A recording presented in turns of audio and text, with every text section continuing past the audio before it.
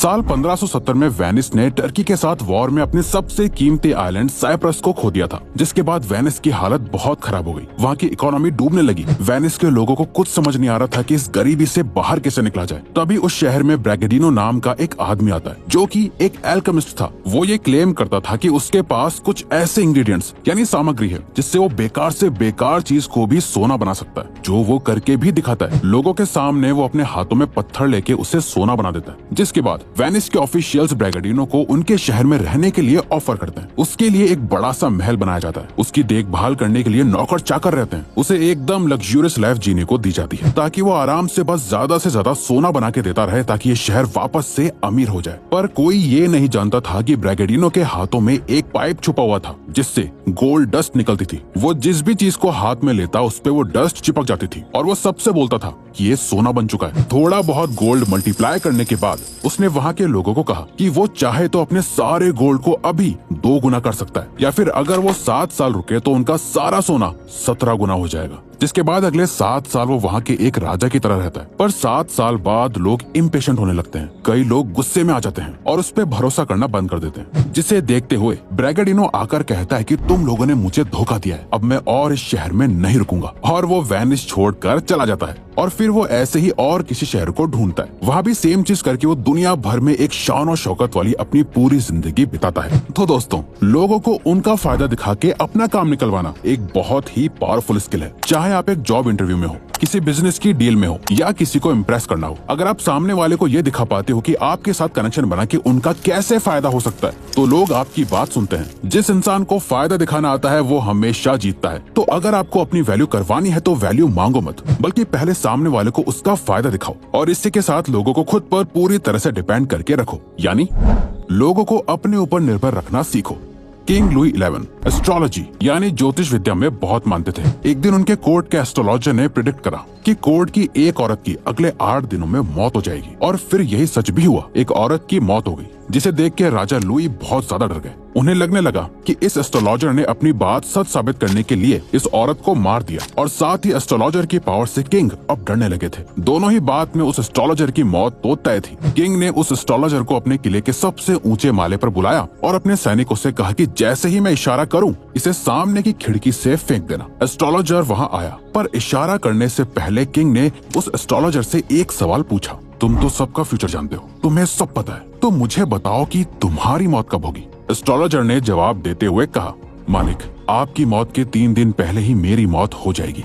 बस ये सुनकर किंग ने अपना डिसीजन बदल लिया। किंग की पूरी लाइफ अब उस एस्ट्रोलॉजर पर डिपेंड हो चुकी थी। किंग ने उस एस्ट्रोलॉजर को ना ही सिर्फ जाने दिया, बल्कि प्रोटेक्ट भी करा। उसे एक बहुत अच्छी लाइफ दी, जिससे कि वो ज्यादा से ज्यादा टाइम जिंदा रह पाए, क्योंकि किंग को डर था कि अगर एस्ट्रोलॉजर मर गया तो अगले 3 दिनों में वो किंग भी मर जाएगा, जिस डर ने उस एस्ट्रोलॉजर की जान बचा ली। तो दोस्तों, जितना लोग आप पर डिपेंडेंट होंगे, उतनी ही वो आपकी इज्जत करेंगे। अपनी डिपेंडेंस बढ़ाने के लिए कभी लोगों को इतना मत सिखाओ कि उन्हें आपकी जरूरत ही ना पड़े। उस इंसान की कोई वैल्यू नहीं होती जिसे कभी भी बदला जा सकता है। इसीलिए ऐसे बनो कि लोगों को आपकी जरूरत हो, आपके बिना उनकी जिंदगी मुश्किल हो जाए, और लोग अपने आप आपकी वैल्यू करने लगेंगे, चाहे आपके पीठ पीछे कितनी भी बुराई कर ले। पर अगर वो लोग आप पर डिपेंडेंट हैं, तो आपके सामने कुछ भी गलत बोलने से पहले वो 10 बार सोचेंगे, जो आपकी वैल्यू को बढ़ाएगा। इसी के साथ कभी भी एहसान जताने की गलती कभी भी मत करना, यानी एहसान नहीं, फायदा दिखाओ।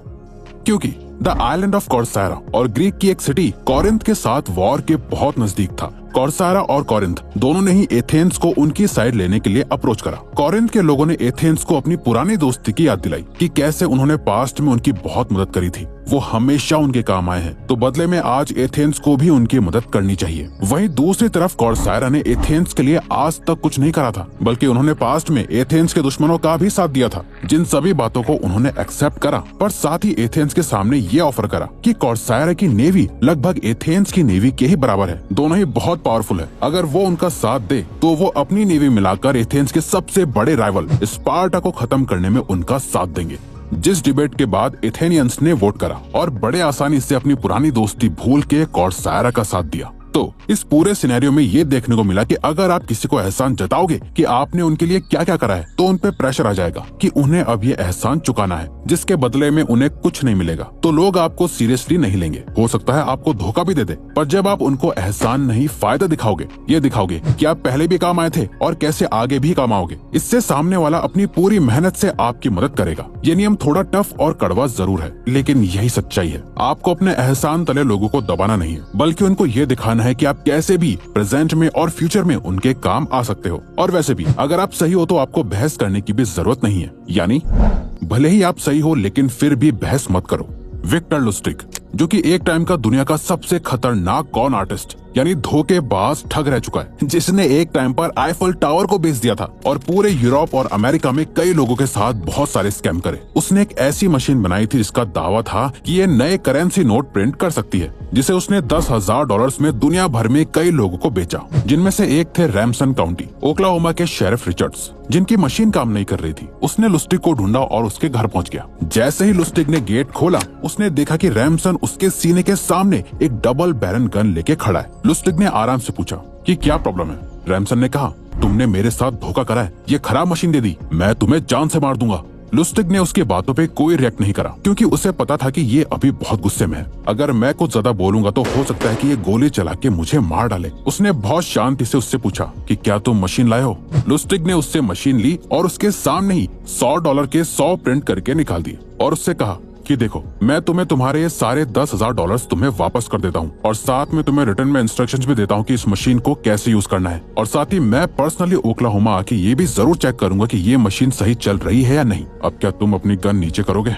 बस ये सुनकर वो शेरिफ अपनी मशीन और $10,000 लेके चला गया। और कुछ टाइम बाद पता चला कि पुलिस ने रैमसन को उस मशीन और उन फेक $10,000 के साथ पकड़ लिया। अगर लुस्टिग उससे बहस करता और आर्ग्यू करता कि ये मशीन सही है, तो शायद वो जिंदा नहीं बच पाता। पर उसने बहस नहीं करी, बल्कि सामने वाले को उसका फायदा करके दिया और वो चुपचाप चला गया। दोस्तों, हर बार बहस करके अपने आप को सही साबित करना सही नहीं होता। जब आपको दिख जाए कि यहाँ चुप रहने में ही फायदा है और बहस करने में मेरा ही नुकसान है, तो उस टाइम सामने वाले को बस खुश रखो। बेशक आप सही हो, पर उससे बहस मत करो। अगर आपका कोई बॉस है, टीचर है या कोई भी जो आपसे ज्यादा पावरफुल है, अगर वो कोई ऐसी बात कह रहा है जो आपके हिसाब से सही नहीं है, तो उससे बोलो मत। इसमें सामने वाले को कोई फायदा नहीं होगा। उसका फायदा करो और अपना फायदा निकलवाओ। सही होके भी चुप रहने में बहुत हिम्मत लगती है, लेकिन जो इंसान ये जानता है कि कब बोलना है और उससे भी इम्पोर्टेंट कि कब चुप रहना है, कुछ नहीं बोलना, वो पावरफुल बनने के गेम को अच्छे से जानता है। लेकिन उसके लिए आपको लोगों के रियल इंटेंशंस और उनके असली इरादों को समझना आना चाहिए, यानी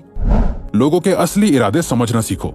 बाइबल में एक बहुत ही इंटरेस्टिंग स्टोरी है, जहाँ दो औरतें किंग सोलोमन के पास एक बच्चे को लेकर आती है। वो दोनों एक ही घर में रहती है और उन्होंने रिसेंटली एक लड़के को जन्म दिया। लेकिन फर्स्ट वुमन ये शिकायत लेके आती है कि सेकंड वुमन का बच्चा पैदा होते ही मर गया था और इसीलिए जब वो सो रही थी तो उसने उसका बच्चा चुरा के अपना बना लिया, जिसपे सेकंड वुमन इनकार कर रही थी और कह रही थी ये मेरा बच्चा है। जिसपे किंग ने कहा कि इस मैटर को सॉल्व करने के लिए वो अपनी जादुई तलवार से बच्चे को 2 हिस्से में बांट देंगे, जिससे ये बच्चा जिंदा रहेगा और एक-एक हिस्सा दोनों को दे देगा। जिसपे फर्स्ट वुमेन बहुत ज्यादा रोने लगी और किंग से भीख मांगने लगी कि मेरे बच्चे को चोट मत पहुंचाओ। चाहे तो वो अपने बच्चे को सेकंड वुमेन को दे देगी, बट उसे हर्ट नहीं होने देगी। जिसपे सेकंड वुमेन ने बिल्कुल ऑब्जेक्शन नहीं करा, यानी कोई आपत्ति नहीं जताई। जिससे किंग को ये पता चल गया कि फर्स्ट वुमेन ही बच्चे की असली माँ है, क्योंकि एक माँ चाहे कुछ भी हो जाए अपने बच्चे को सही सलामत रखने के लिए किसी भी हद तक चली जाएगी। वहीं सेकंड वुमेन का इस पे कोई रिएक्शन नहीं था, जिससे प्रूव हुआ कि वो झूठ बोल रही थी। यहाँ उस दूसरी वुमेन का कुछ फायदा नहीं हो रहा था, न ही उसका कोई नुकसान था, इसीलिए वो चुपचाप बैठी रही,